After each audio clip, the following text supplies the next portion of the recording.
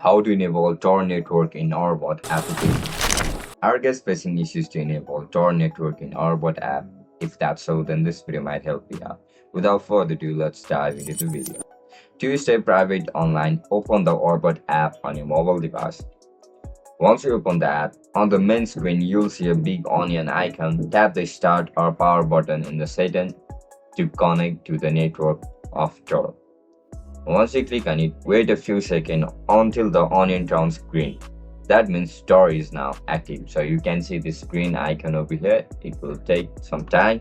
If it doesn't connect, scroll down, tap bridges, use bridges, select OBFS4, go back and tap onion again to retry. Once connected, apps you choose will send traffic to the TOR network, keeping your identity protected.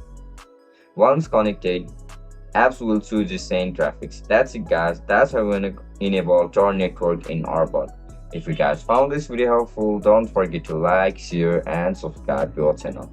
I'll catch you up in the next one. Bye bye.